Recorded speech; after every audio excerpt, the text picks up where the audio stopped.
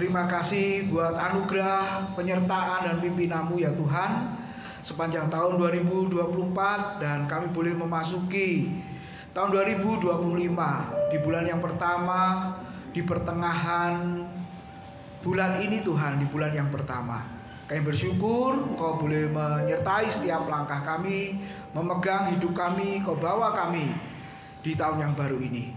Dan kami masih memerlukan anugerah-Mu. Bukan hanya ketika kami orang berdosa diselamatkan, tetapi dalam kehidupan sehari-hari kami perlu anugerah Tuhan yang terus menopang setiap kehidupan kami. Terima kasih ya Tuhan. Terima kasih, pujian penyembahan kami biarlah semua berkenan di hadapan Tuhan. Sebentar lagi firman-Mu boleh kami dengar bersama-sama, yang adalah kekuatan bagi setiap kami. Biarlah firman Tuhan menuntun kami untuk menjalani hari-hari kami. Terima kasih Tuhan, beri konsentrasi yang baik, hati yang tenang, jiwa yang tenang, untuk ditaburi dengan kebenaran firman-Mu. Tuhan memakai hamba-Mu yang penuh keterbatasan. Biarlah firman Tuhan dan kuasa Tuhan yang tidak terbatas itu menaungi, menguasai setiap kami. Terima kasih Tuhan, dalam nama Tuhan Yesus kami sambut firman Tuhan. Haleluya, amin. Silakan duduk Bapak Ibu Saudara yang dikasihi oleh Tuhan. Shalom. Ya, selamat Natal. Pohon Natalnya masih ada Bapak Ibu, dan selamat tahun baru ya. Nah, malam ini di Pemkot itu Natal bersama Bapak Ibu Saudara.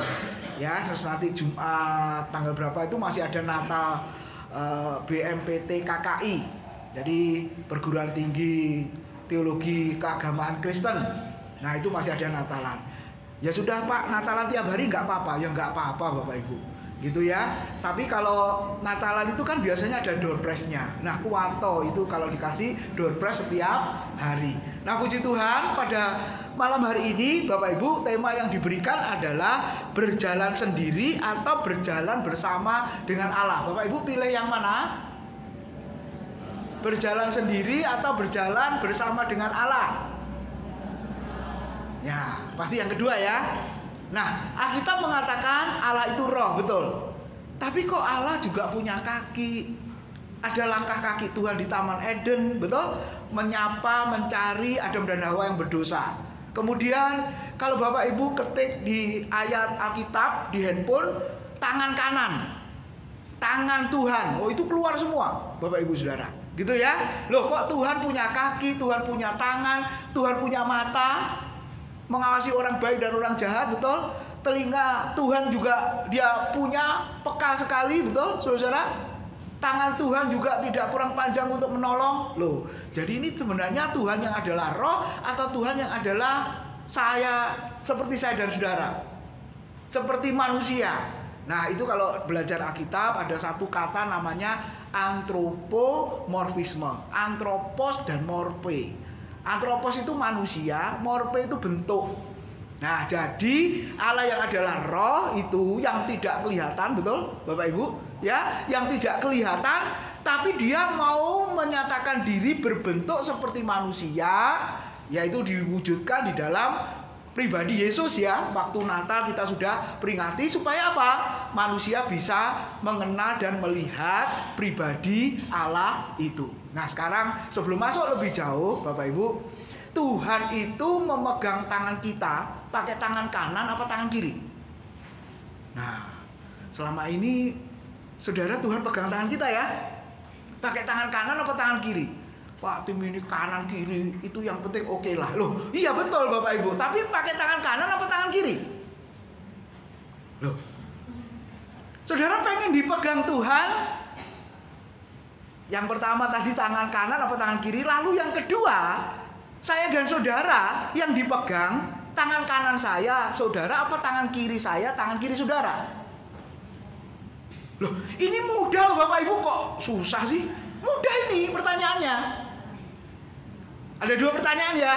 Tuhan memegang hidup kita pakai tangan kanan atau tangan kiri? Lalu tangan kita yang dipegang Tuhan, tangan kanan apa tangan kiri?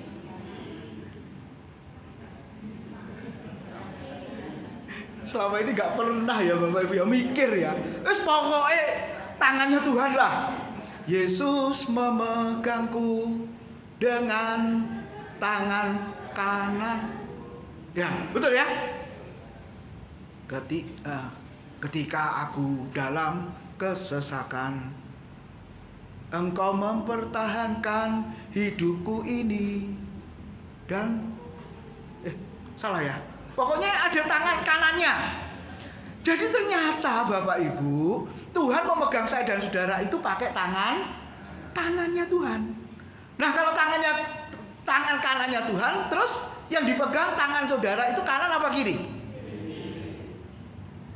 Ini jawaban ngawur, ngarang, apa sesuai Alkitab? Ayo kita baca ya sebelum masuk ke sini. Yesaya pasal yang ke-41 ayat yang ke-10. Ya sudah, awal tahun tak buat tertawa dulu ya Bapak Ibu ya. Ini goro-goro tangan ya, supaya Bapak Ibu ingat. Coba Yesaya 41 ayat 10 sebelum masuk ke sini ya. Lalu ayat yang ke-13 coba. Yesaya 41 ayat 10. Sama-sama kalau sudah buka di handphonenya. Janganlah takut sebab aku menyertai engkau. Janganlah bimbang sebab aku ini Allahmu. Aku akan meneguhkan, bahkan akan menolong engkau. Aku akan memegang engkau dengan tangan kananku yang membawa kemenangan. Jadi Tuhan memegang tangan kita dengan tangan kanannya.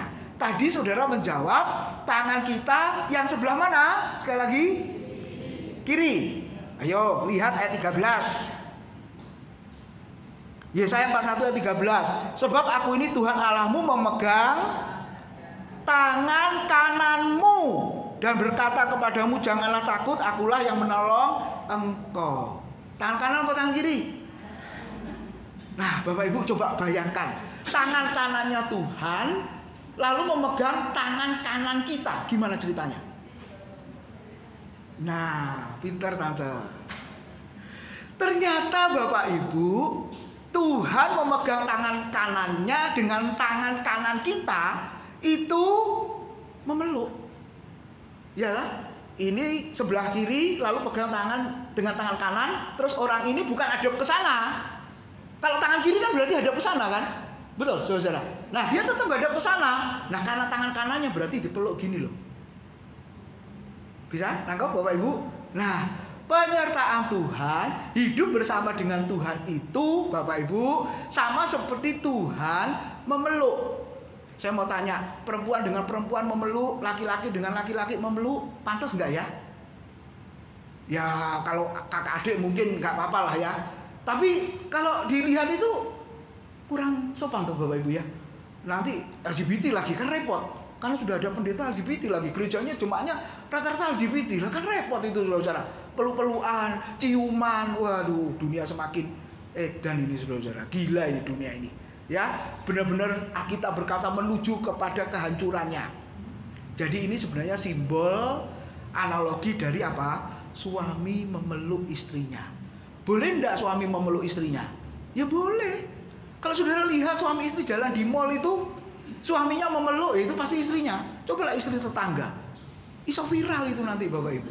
Betul enggak? Nah, jadi berjalan bersama Allah itu adalah sama seperti suami memeluk istrinya. Saudara, saya dan saudara ini kan mempelai perempuan. Gereja itu kan mempelai perempuan, dia mempelai pria surga.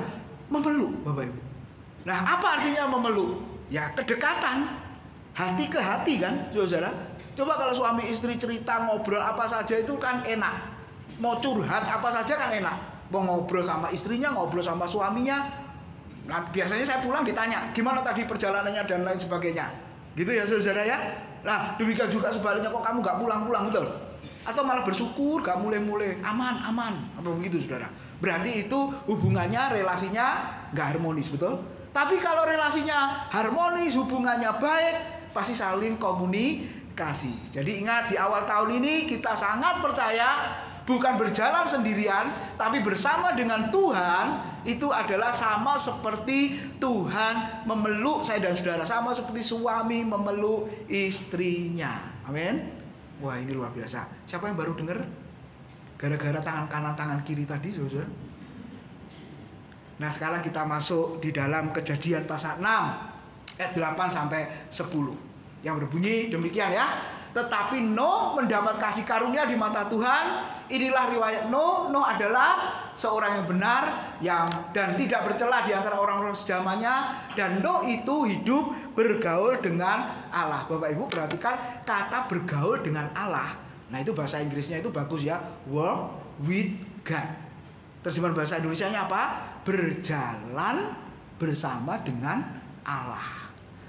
Saya cari-cari ketika diberi tema, waduh, yang mana ya? Ada tokoh-tokoh Alkitab yang dikatakan berjalan bersama dengan Allah. Bahasa Indonesia kita bergaul dengan Allah, tapi bahasa Inggrisnya berjalan dengan Allah. Ternyata kan ada beberapa yang berjalan dengan Allah. Henok juga bergaul dengan Allah, betul? Hidup 300 tahun bergaul dengan Allah. Terus siapa lagi, saudara? Ada beberapa. Ayub juga. Nanti kita lihat ya, saudara. Ayub itu bukan Ayub yang bergaul karib dengan Allah, tapi Allah yang bergaul karib dengan Ayub. Nah, kalau Henok, kemudian Nuh itu bergaul dengan Allah. Tapi khusus Ayub, Bapak Ibu, itu Allah yang bergaul karib, ditambah lagi dengan Ayub. Wah, ini luar biasa ya, saudara. Nah, pertanyaannya malam ini, apakah saya dan saudara bergaul karib dengan Tuhan apa tidak? Nah, apa itu anugerah? Tadi lagunya anugerah, anugerah, anugerah, gitu ya, saudara. Nah, ada dua secara umum ya, Bapak Ibu. Common grace itu anugerah umum. Nah, kalau belajar teologi, doktrin teologi yang menyatakan bahwa Allah memberikan kebaikannya kepada semua orang, termasuk mereka yang mengabaikan, meremehkan, atau memusuhinya. Matius 5:45 mengatakan apa? Yang menerbitkan sinar matahari kepada orang baik dan orang jahat, yang menurunkan hujan kepada orang benar dan tidak benar. Puji Tuhan, malam ini terang, Bapak Ibu. Kalau yang kemarin Minggu, Senin, Selasa kemarin kami ada kelas, saya berangkat kehujanan, pulang kehujanan. Tapi Surabaya Barat, khusus daerah gereja, kok terang, Bapak Ibu. Coba kalau itu hujan, kayaknya nggak ada pesertanya. Karena tahun ini kelas kita hari Selasa itu, kelas kami ya, kelas aktif melayani itu onsite, Bapak Ibu. Ya, onsite. Waduh, kalau hujan nggak ada yang datang ini kayaknya. Karena orang-orang Kristen itu nggak takut sama Tuhan, tapi takutnya sama hujan. Betul nggak, saudara? Iya Pak, lek rumah kebanjiran gimana? Wes jarno kebanjiran. Nah, ini anugerah umum, Bapak Ibu. Kebanjiran itu ya berkat. Kalau hujan itu weres lama, saya nggak usah nangkep ikan, bawa ikan masuk ke rumah. Karena perumahan tempat saya rumah lama, jadi ya kalah kiri kanan yang tinggi-tinggi. Kita bangunan lama ya sepertinya kok jadi ambles ke bawah ya, saudara-saudara ya. Dulu saya ingat saya lebih tinggi dari jalan, sekarang kok sama. Waduh, wes alamat. Gitu ya, saudara. Saya berkata, dipel Pak, enggak, tak biarin sampai susut sendiri, habis itu tinggal nyapu lalu ngepel. Sebab pertama kali, Bapak Ibu, seperti itu, waduh, saya ngepel, wah boyok ke mengabeh, saudara-saudara. Gitu ya, setelah itu tak biarin. Malam tinggal tidur aja, ya paling bangun, loh apa itu? Ya air, biarin aja, saudara-saudara. Toh nanti susut-susut sendiri. Nah, itu anugerah umum. Semua ngalami kebanjiran, sak pendeta sekalipun ya kebanjiran, Bapak Ibu. Gitu ya, orang baik, orang jahat dapat kebanjiran juga. Iya, bahkan yang mengabaikan Kristus, meremehkan Tuhan, memusuhi Tuhan, dapat sinar matahari nggak? Setiap pagi menikmati atau Tuhan pilih-pilih? Wow, ini orang Kristen saja yang dapat sinar matahari, takut akan Tuhan, ya percaya Yesus saja ya, yang lain enggak tahu, Bapak Ibu. Hujan juga sama kan, bencana juga ya, Bapak Ibu, dialami semua. Tapi ada yang kedua, spesial grace, anugerah khusus. Apa itu? Kebalikannya ya, bahwa Allah memberikan kebaikannya kepada orang-orang tertentu untuk melepaskan mereka. Nah, ada tambahnya, hukuman dosa kekal. Dan itu diberikan Tuhan secara cuma-cuma kepada siapa? Orang-orang pilihannya. Jadi kita ini dapat dua, ya anugerah umum, ya anugerah khusus. Nah, contohnya adalah Nuh tadi, Bapak Ibu Saudara. Firman Tuhan di dalam ayat yang ke-8 mengatakan, tetapi Nuh mendapat kasih karunia di mata Tuhan. Tidak dibinasakan dengan orang-orang sejamannya yang melakukan dosa dan kejahatan, betul? Dibinasakan dengan air bah. Air bah dari bawah nyumber ke atas, dari atas turun. Alkitab mengatakan selama 40 hari. Kita hujan hanya 3 jam aja udah babak belur ya Bapak Ibu ya. Banjir-banjir di mana-mana. Tapi zaman Nuh setiap hari sampai 40 hari terus-menerus hujannya. Jadi nggak pernah lihat sinar matahari. Bayangkan Bapak Ibu. Makanya kita berkata binasalah semua. Lalu airnya surut setelah berapa lama? 100 sekian hari baru surut Bapak Ibu. Wah, itu sudah lumpuh segala macam ya Bapak Ibu. Nah, kita lihat. Nah, kalau begitu kasih karunia sebagai dasar menjadi orang benar. Apa itu secara umum orang benar Bapak Ibu? Orang yang mengerti cara hidup benar, termasuk memilih hal yang benar, sekalipun ada tawaran yang menggiurkan untuk melakukan hal yang jahat.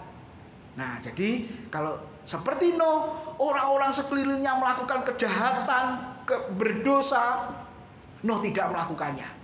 Dia tahu itu cara hidup yang salah, aku tidak ikut-ikutan dengan cara hidup yang seperti itu. Nah, lebih masuk lagi. Kenapa saya dan saudara dikatakan dapat spesial grace tadi? Karena Roma 5 ayat 1 bunyinya, coba baca sama-sama. Sebab itu kita yang dibenarkan karena iman, kita hidup dalam damai sejahtera dengan Allah oleh karena Tuhan kita Yesus Kristus. Melalui apa? Yang namanya kelahiran baru. Ini anugerah khusus.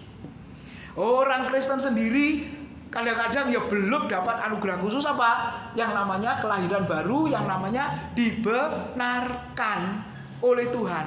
Nah, apa buktinya? Hanya ngomong saja, ngaku saja, aku orang benar loh, aku orang suci, aku orang kudus gitu toh, saudara. Tapi hidupnya gimana? Seperti Nuh atau seperti orang-orang yang hidup pada zamannya? Ikut sama dengan arus dunia ini. Nah, ini ya pertanyaannya. Sehingga kita melihat kok tidak ada bedanya antara orang Kristen dengan yang bukan Kristen. Jadi Bapak Ibu, poinnya adalah saya dan saudara sudah dapat anugerah Tuhan, lalu kita hidup benar. Jangan dibalik ya. Kalau dibalik itu yang disebut dengan agama. Aku hidup benar supaya diterima oleh Tuhan. Aku melakukan segala kebaikan supaya Tuhan senang. Betul? Nah, itu agama. Saudara. Tapi kekristenan tidak bicara itu. Kekristenan justru terbalik. Sudah dapat perkenanan Tuhan, sudah dapat anugerah Tuhan, makanya kita bisa hidup benar. Nah, contohnya Nuh. Karena dikatakan tadi apa? Nuh mendapat kasih karunia di mata Tuhan. Nah, orang-orang yang hidup zaman Nuh, coba perhatikan. Nanti baca di Kejadian pasal 6 ayat 1 sampai 7, tapi ayat 5 sampai 6 mengatakan begini. Sama-sama baca 2 3. Ketika dilihat Tuhan bahwa kejahatan manusia besar di bumi dan bahwa segala kecenderungan hatinya selalu membuahkan kejahatan semata-mata, maka menyesallah Tuhan bahwa ia telah menjadikan manusia di bumi dan hal itu memilukan hatinya. Nah, yang kedua antropopatisme. Kalau tadi antropovisme, yang kedua antropopatisme. Jadi penggambaran Tuhan yang punya perasaan seperti manusia, menyesal, pilu, sedih, nangis. Betul, saudara? Nah, Allah itu roh, iya, tapi dia digambarkan seperti itu, Bapak Ibu. Dan perhatikan pada zaman Nuh orang-orangnya seperti apa? Kecenderungan hatinya selalu membuahkan kejahatan semata-mata. Kalau saudara di jalan dengar SS, wah itu pemecah rekor ya Bapak Ibu. Setiap hari itu selalu ada motor hilang. Ya, disurvei satu hari itu bisa 9. Itu yang lapor loh, yang nggak lapor nggak tahu, saudara. Itu kurang lebih antara 7 sampai 9. Nah, itu dihitung. Wah. Terus akhirnya ada yang usul, yang telepon itu. Kalau begitu motornya nggak usah dicuci, biar belepotan. Nanti malingnya nggak mau ngambil motor yang jelek. Siapa bilang Bapak Ibu? Wong yang jelek-jelek aja juga disikat loh. Bahkan ini bukan iseng, oh lagi kosong, oh lagi nggak ada yang nunggu, nggak ada yang parkir. Bapak Ibu, oh enggak, memang mereka sudah merencanakan, spesialis kerjaannya memang maling motor. Makanya hati-hati Bapak Ibu.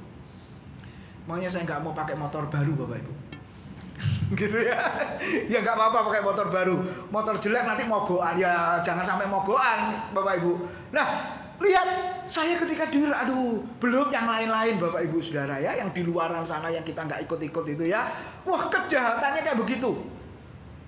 Kira-kira sama loh. Zaman Nuh sama zaman sekarang. Makanya Tuhan mengatakan apa? Nanti Yesus akan datang itu keadaannya sama seperti zaman Nuh. Makan, minum, kawin, mengawinkan. Betul. Jadi keadaan normal Bapak Ibu Saudara. Makan, minum kan normal. Betul. Kawin, mengawinkan ya normal. Jadi tidak ada spesial hari khusus Tuhan mau datang lalu tandanya begini-begini. Oh enggak. Alkitab berkata Yesus mengajarkan pada muridnya bahwa dia nanti akan datang kembali. Keadaan dunia itu ya normal-normal saja. Makanya dia mengatakan apa kepada murid-muridnya? Kamu harus berjaga-jaga, kamu harus waspada, kamu harus hati-hati, karena saat itu akan datang dengan tidak disangka-sangka. Tesalonika berkata seperti seorang pencuri yang datang pada waktu malam hari. Jadi teruslah berjaga-jaga, kata Alkitab.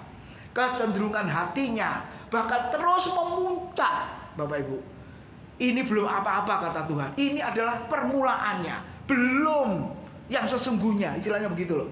Jadi kalau saudara berdoa, Tuhan supaya dunia lebih baik, kayaknya enggak Bapak Ibu. Dunia enggak lebih baik, tambah kacau, tambah rusak. Moralitas, etika menurun semua. Dan Paulus mengatakan kasih jadi tawar ya. Betul saudara? Kasih suami istri tawar, kasih orang tua dengan anak tawar, anak dengan orang tua juga tawar. Wah, ini kondisi yang sangat mengerikan loh Bapak Ibu. Papanya meninggal, tutup peti, anaknya nggak ada. Ketika ditanya, mana anakmu satunya? Kerja. Loh, iki piye ini Bapak Ibu? Papanya meninggal, tutup peti siang, semua yang lain kumpul, yang satu nggak ada, ditanya, loh mana anakmu satunya? Kerja. Loh kok enteng jawabannya Bapak Ibu? Ini papanya melihat yang terakhir peti mau ditutup. Apa sudah tidak ada kasih lagi ya? Atau bersyukur ya papa mati ya? Kenapa ngerepoti? Wes tuwek, sakit-sakitan. Apa begitu saudara? Dan ketika saya lihat nggak ada yang nangis satupun, kayaknya bersyukur papanya mati. Wes gak usah antar ke dokter, gak usah ngerepoti, cepat mati. Begitu saudara? Wah, ini benar-benar kasih tawar. Ini benar-benar yang namanya kedurhakaan merajalela. Kondisi yang seperti itu Bapak Ibu perlu anugerah Tuhan. Nah sekarang kita lihat poinnya. Bagaimana bisa berjalan dengan Tuhan? Tuhan berjalan dengan kita. Bapak Ibu tadi dikatakan Tuhan memeluk kita. Satu sisi kita dibenarkan karena anugerah Tuhan, maka sisi yang lain apa? Saya dan saudara juga harus hidup benar seperti Nuh. Jadi Nuh itu bukan hidup benar lalu dapat kasih karunia, enggak.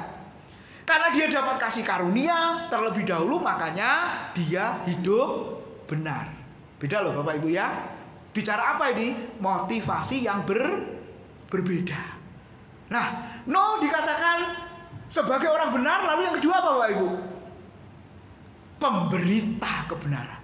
Nah di kitab Kejadian nggak ada. Tapi 2 Petrus pasal 2 ayat 5 ternyata Nuh dikatakan sebagai orang benar. Lalu yang kedua apa? Dia juga memberitakan kebenaran. Seringkali orang Kristen itu berkata, aku orang benar, tapi hidupnya nggak benar. Ada nggak? Di hadapan Tuhan aku sudah dibenarkan oleh darah Yesus. Sesuai Roma pasal 5 ayat 1. Darahnya sudah menyucikan aku. Tapi hidupnya benar nggak?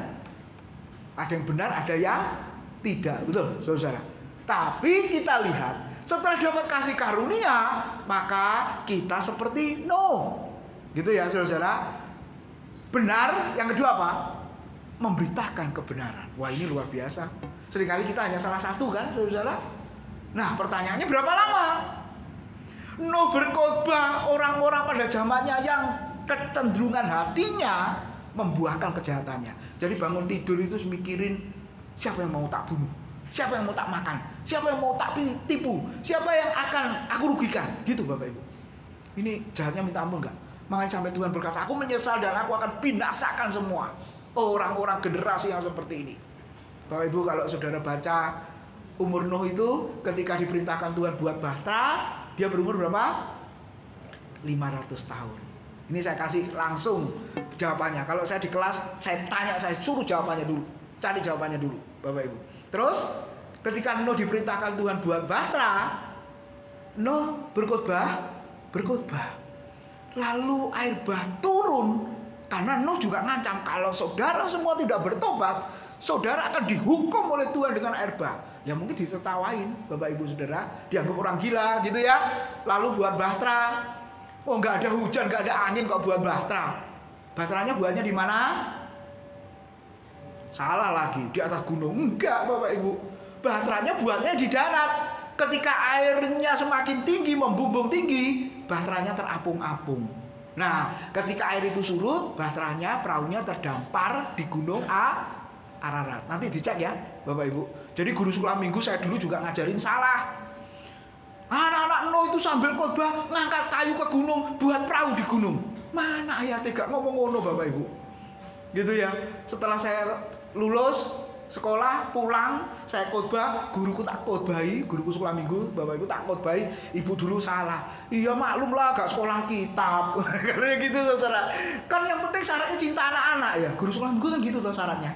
Cinta anak-anak. Ya ikut pelajaran dong. Iya salah ya ternyata. Ya terima kasih Timotius. Kamu dulu nakal ya, sekarang kamu baik. Kalau gitu. Nah, Bapak Ibu lihat ya. Jadi air bah turun itu Nuh berumur 600 tahun. Jadi Nuh khotbah, teriak, memberitakan kebenaran. Berapa lama? 100 tahun. Bukankah itu umur kita ya? 100 tahun ya? Gak sampai ya? Gak sampai. Yang saya ceritakan tadi itu papanya umur 84. Bapak Ibu 84 tahun dipanggil Tuhan. Ya, orangnya sudah di dalam Tuhan. Nah, Bapak Ibu lihat, kesempatan hidup ini adalah kesempatan untuk memperbaiki diri setelah dapat anugerah Tuhan, hidup benar. Semakin benar, gitu ya saudara-saudara. Nah, sekarang ada hubungannya yang kedua. Tadi dikatakan apa? Nuh hidup tidak bercacat celah. Apa artinya hidup tidak bercelah? Bukan tidak pernah jatuh ke dalam dosa, tetapi selalu berjaga-jaga supaya tidak berdosa. Kalau nuruti, benar-benar tidak bercacat celah, tidak ada dosa sedikit pun. Nah, ini ada murid saya yang berkata begini, ada 2 orang ya. Nah, ini hari Rabu kan ada kelas online. Hari ini yang ngajar Pak Bambang, makanya saya bisa melayani di sini Bapak Ibu. Jam 7 malam juga via Zoom. Jadi ada murid saya yang berkata, "Pak, aku tidak mau melayani Tuhan." Kenapa tidak mau melayani Tuhan? Karena hidupku nggak pernah beres. Katanya gitu, saudara. Ya, hidupku tuh masih ada dosa. Bahkan aku ini juga nggak yakin kok Pak, mati nanti masuk surga itu ya nggak yakin aku Pak. Ngeri nih saudara-saudara. Saya sudah sampaikan tentang keselamatan, kehidupan yang baru dalam Kristus, masih ngeyel, nggak yakin. Kalau nanti mati pasti masuk kuburan atau kremasi, ya itu sih pasti. Tapi kalau nanti masuk mana itu nggak yakin saya. Ya berdoa berharap aja supaya dimasukkan ke surga, katanya gitu saudara. Lalu saya tanya kenapa? Karena hidupku nggak beres. Lalu saya tanya balik. Di Alkitab, kasih contoh saja, Musa hidupnya beres nggak? Dia pernah membunuh orang Mesir, betul? Ya, terus siapa lagi? Daud berzina, lalu strategi perang yang licik sampai suaminya Batseba diletakkan di barisan depan perang supaya mati duluan. Kejam dan jahat nggak? Terus Paulus gimana?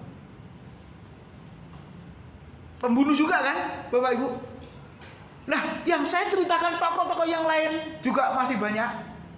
Itu kan masa lalu, itu kan hidup lama. Betul, saudara.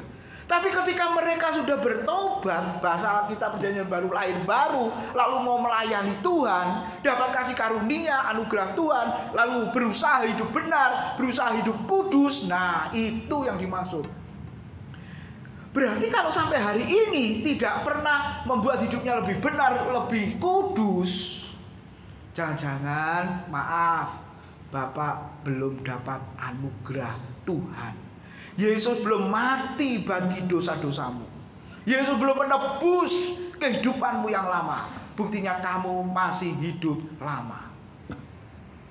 Sebab hidup dalam dosa itu kan enak. Nggak bisa, Pak.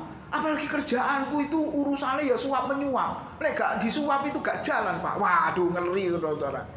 Kalau di dalam dunia kerja kalau seperti itu, wah, ngeri sekali. Apalagi sudah tahunan, puluhan tahun begitu, Pak. Jadi gimana aku bisa hidup benar, hidup tidak bercacat celah? Makanya aku ya takut, Pak. Nah, dia berpikir Kristen itu agama, ya begini jadinya. Kalau Kristen itu anugerah, Kristen itu kasih karunia, mikirnya kebalik. Iya benar, itu dulu aku suka menipu, korupsi, suap-suap, itu dulu. Tapi sekarang setelah Kristen percaya Yesus, dapat anugerah lahir baru, berubah nggak? Bertobat nggak?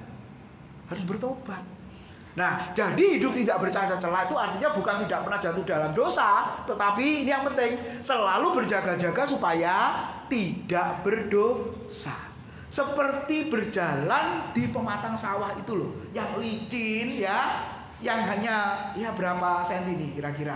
Kalau tidak hati-hati waspada, bisa jatuh ke kanan atau ke kiri, bisa terpeleset. Nah, hidup kita itu begitu, Bapak Ibu. Harus hati-hati, waspada, supaya apa? Jangan sampai jatuh, tersandung. Walaupun itu kerikil kecil, yang namanya dosa tetap dosa. Nggak ada dosa besar, dosa kecil, semua dosa sama. Jadi saya mau mengatakan apa? Hidup tidak bercacat celah seperti Nuh, sudah dapat anugerah Tuhan, kemudian apa? Berusaha keras sama-sama, berjuang untuk hidup sesuai dengan firman Tuhan. Berjuang. Ya, saudara. Nah, ini gambar Simeon sebenarnya. Waktu peristiwa Natal ya, Lukas 2, 25, 26. Adalah di Yerusalem seorang bernama Simeon, ia seorang yang benar dan saleh, yang menantikan penghiburan bagi Israel. Roh Kudus ada di atasnya, dan kepadanya telah dinyatakan oleh Roh Kudus bahwa ia tidak akan mati sebelum ia melihat Mesias, yaitu dia yang diurapi Tuhan. Ternyata betul, dia bukan hanya melihat Mesias, tapi dia menggendong bayi Yesus Mesias itu. Ya, nah umurnya penafsir mengatakan 112 tahun kira-kira. Dan anugerah Tuhan berlaku atas dia ya. Benar-benar dia belum mati sebelum menyaksikan dan menggendong Mesias. Nah, apa artinya hidup yang benar? Apa artinya hidup yang tidak bercacat? Ternyata saleh, Bapak Ibu. Jadi kebenaran dan kesalehan ini tidak bisa dipisahkan seperti uang. Satu koin dengan dua sisi. Punya uang yang lembar belakangnya nggak ada, kosongan ada. Itu namanya uang mainan tuh, Bapak Ibu. Uang mainan aja juga kiri kanannya ada kok ya, Bapak Ibu. Tapi tulisannya uang mainan kan gitu. Nggak berlaku kan? Duitnya nggak payu nanti, saudara-saudara. Nah, jadi Tuhan sudah membenarkan orang berdosa, betul. Yang kedua apa? Bapak Ibu, saya dan saudara harus hidup benar, saya dan saudara harus hidup tidak bercacat celah, saya dan saudara harus hidup saleh. Hidup benar karya Tuhan yang membenarkan, memuduskan kita. Kesalehan adalah karya saya dan saudara. 2 Petrus 1 ayat 5-7 mengatakan apa?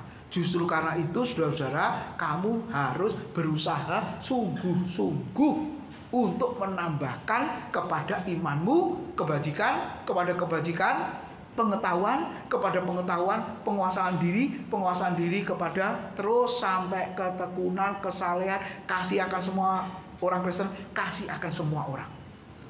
Perhatikan kata yang diulang. Ini di bahasa Indonesia pemborosan kata ya.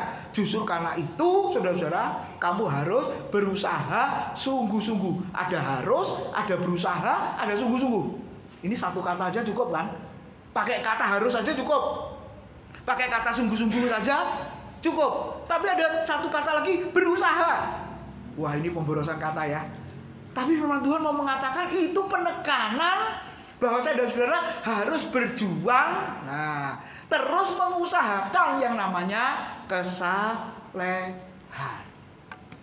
Jadi hidup benar, yang kedua tidak bercacat celah, hubungannya dengan kesalehan, Bapak Ibu. Nah, orang-orang yang seperti ini pasti dipeluk oleh Tuhan, dipeluk oleh Allah.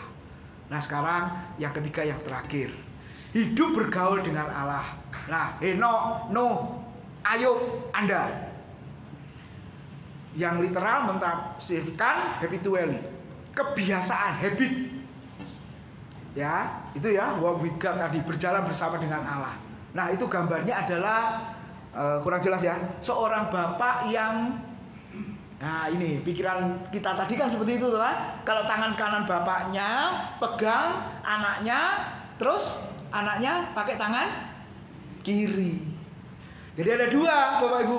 Yang pertama tadi memeluk, seperti suami memeluk istrinya, berjalan bersama dengan Tuhan. Arti yang kedua adalah benar-benar dia itu sebagai bapak dan saya dan saudara sebagai anaknya. Nggak salah Bapak Ibu. Nah, apa artinya berjalan bersama dengan Tuhan itu? Nah, coba kalau punya anak kecil loh, anakku gede Bapak Ibu ya, atau putune ponaan ya yang masih kecil itu ya, yang baru jalan 2 tahun 3 tahun itu loh. Ya, Bapak Ibu lihat, kalau kita pegang anak kecil itu, ya, kalau kita berhenti, anaknya berhenti nggak? Ya memang ada si mokong ya, papanya berhenti dia minta kesana kemari. Tapi normalnya, kalau papanya berhenti dia ikut berhenti. Kalau papanya berjalan, dia ikut berjalan. Betul, betul. Nah, ini gambaran yang sangat bagus sekali hubungan antara Tuhan sebagai Bapa dan kita sebagai anaknya. Allah melangkah, kita melangkah. Wah, ini luar biasa. Allah berhenti, kita berhenti. Allah berbicara, kita berbicara. Allah diam, kita juga diam. Tapi yang terjadi kan sebaliknya. Kita jadi anak yang nakal. Ketika Allah berjalan, kita berhenti. Mokong tuh namanya, saudara-saudara. Betul ya? Itu anak yang mokong kan? Bapaknya sudah ke sana, dia nggak mau. Maunya apa? Digendong. Ya ada saatnya bapak itu menggendong anaknya. Masih ingat kalau di short video kalau nggak salah ya, seorang bapak dengan anak kemudian berjalan, ya, kemudian ada tali atau apa yang menghalangi sampai ke seberang sana. Terus bapaknya gampang aja dia melangkah, tapi karena anaknya masih kecil nggak bisa melangkah, Bapak Ibu. Terus anaknya teriak-teriak, mungkin nangis juga ya, supaya bapaknya itu apa? Menggendong, betul? Diambil, digendong supaya bersama dengan bapaknya melangkah. Tapi bapak itu membiarkan, Bapak Ibu, anaknya biarin, dengan berusaha ya gimana caranya supaya anak ini bisa melangkah ketemu bapaknya, dekat dengan bapaknya. Lalu apa yang terjadi, saudara? Pertama dia gagal, mau melangkah nggak bisa. Kemudian mau lewat samping juga sulit karena sempit, jadi nggak bisa. Mau lewat samping kiri kanan juga nggak bisa. Pokoknya sudah semuanya buntu. Nah ternyata dia dapat hikmat. Ya karena ini talinya tidak kencang kendor, talinya hanya diginikan, kemudian dia, bahasa Jawa bilang, berobos masuk. Nah akhirnya dia bisa ketemu bapaknya, lalu bapaknya tepuk tangan. Bapak Ibu Saudara, kita ini seperti kalau digambarkan berjalan bersama dengan Tuhan. Dia seorang Bapa yang sangat baik dan kita anaknya. Kadang-kadang ketika menghadapi tantangan, hambatan, kesulitan, dibiarkan nggak oleh Bapa kita? Sehingga ada orang Kristen yang berkata, aku sudah bergumul berdoa kok nggak dijawab-jawab. Tapi yang satu kesaksian, ya biasanya awal tahunan kesaksian, Tuhan itu baik loh saudara, baik sekali gitu ya. Aku berdoa Tuhan kabulkan. Kemungkinannya apa? Doa-doa yang cepat dikabulkan itu kemungkinannya apa? Bapak Ibu, jangan-jangan dia ini seorang anak kecil yang kalau permintaannya tidak dituruti, gulung-gulung Bapak Ibu, nangis. Betul enggak?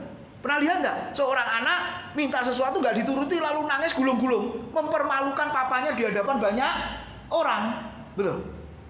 Nah bisa jadi ya kamu orang Kristen, kalau doamu cepat dikabulkan ya, jangan-jangan kamu ini seperti seorang anak kecil. Kalau keinginanmu tidak dituruti, kamu ngamuk dan berkata, papa itu jahat, mama itu jahat. Saya masih ingat anak saya kalau waktu masih kecil, saudara-saudara, ketika minta sesuatu sama istri saya nggak dituruti, lalu sama saya tak turuti, anak saya langsung berkata apa? Papa itu baik, mama itu jahat. Betul? Oh, jadi ukuran baik sama ukuran jahat itu adalah ketika keinginannya dikabulkan. Suatu saat sebaliknya, Bapak Ibu, saya nggak turuti, istri saya turuti. Ngomongnya ganti Bapak Ibu. Sekarang gantian papa yang jahat, mama yang baik. Lalu yang ketiga, kita nggak turuti semua. Ya, lalu berkata apa? Papa mama ini jahat. Namanya anak kecil kan gitu toh. Nah, pertanyaannya, kita ini orang Kristen bertumbuh dewasa atau masih anak-anak? Kita mengenal Tuhan, mengalami Tuhan seperti apa Bapak Ibu? Seperti seorang bapak yang begini tadi, ketika kita doa dikabulkan, engkau baik. Ketika kita doa lama nggak dikabulkan, engkau nggak baik. Aku mau cari bapak yang lain yang lebih baik. Akhirnya apa? Ke dukun, ke orang pintar. Ada orang Kristen yang saya diceritain Bapak Ibu masih ke dukun. Supaya apa? Segala keinginannya cepat dikabulkan. Wah, ini bukan orang Kristen yang sudah dapat anugerah Tuhan. Dia bukan orang Kristen yang hidup benar, hidup yang tidak bercela. Buktinya dia melanggar firman, berkompromi dengan berhala-berhala. Tuhan tidak berkenan. Apakah dia berjalan bersama dengan Tuhan? Enggak, dia berjalan sendiri, sakarepe dhewe Bapak Ibu. Nah, hari ini kita melihat ya, Tuhan melangkah, kita melangkah. Lalu bagaimana Pak kalau doa lama enggak dikabulkan oleh Tuhan? Kayaknya itu yang benar. Siapa di antara Bapak Ibu yang doanya enggak dikabulkan tahun-tahun kemarin? Jangan-jangan saudara orang yang lebih dewasa, komplain sama Tuhan? Ada yang nuntut sama Tuhan? Wah, kalau ada yang komplain nuntut sama Tuhan, berarti kita semua masih anak kecil. Tapi kalau bersyukur engkau tidak kabulkan, aku tetap percaya engkau Bapakku yang sangat baik. Nah, itu orang Kristen yang dewasa Bapak Ibu. Tapi kalau sudah ngamuk, gak ke gereja lagi, janji tahun baru aku gak muncul lagi, apalagi ngancam-ngancam, aku gak pelayanan. Wah, saya juga kaget Bapak Ibu. Ada jemaat yang saya pikir sudah dewasa rohaninya pamit. Nek gini carane, aku mengundurkan diri jadi pelayan Tuhan. Silahkan. Tak gitu kan sekalian saudara-saudara. Silahkan. Ternyata omong tok Bapak Ibu. Ketika tidak saya jadwal, ngomong di luaran, Pak tim ini nggak perhatian. Saya itu sebenarnya omong tok. Harusnya apa? Ya harusnya Pak tim berkata, jangan loh Bu, mosok mau mengundurkan diri dari pelayanan. Nah, mereka itu pengen omongan saya keluar dari mulut saya begitu. Oh, berarti memang dia minta diperhatikan. Ya anak kecil kalau gitu. Kalau anak kecil nggak bisa melayani. Kalau anak kecil namanya dilayani. Saudara sudah jadi orang Kristen berapa lama? Ini sudah tahun baru. Mau melayani apa dilayani? Nah, Bapak Ibu renungkan ya. Allah berhenti, kita berhenti. Allah berbicara. Apa yang dia ucapkan? Dia bicara apa? Salib, dia bicara apa? Injil, dia bicara apa? Firman. Bagaimana dengan kita? Kita bicara apa? Khotbah-khotbah bicara apa? Firman Tuhan yang disampaikan di mimbar-mimbar bicara apa? Harusnya bicara salib Kristus, Injil, Yesus yang sudah mati dan sudah bangkit, tanda kemenangannya. Kadang-kadang kita tidak taat ya Bapak Ibu. Nah, ini yang penting. Ketika kita menyadari berjalan bersama dengan Tuhan, kenapa? Karena selain Allah yang kekal, tidak ada yang dapat diandalkan. Saudara mau andalkan apa ini sekarang? Kerjaan, yang suatu saat bisa di PHK, pensiun dini lagi, gitu kan? Soal kesehatan, memang hari ini kelihatan sehat. Minggu depan ketika periksa, waduh, saya ketemu orang, saya pikir baik-baik, sehat-sehat ya. Mana Bapak ini waktu saya khotbah? Kok nggak ada? Duduk di belakang Pak. Kenapa? Ada batu empedunya lah. Kesehatan juga nggak bisa diandalkan. Suatu saat kita juga sehat. Apalagi mati. Mati kan nggak harus tua ya.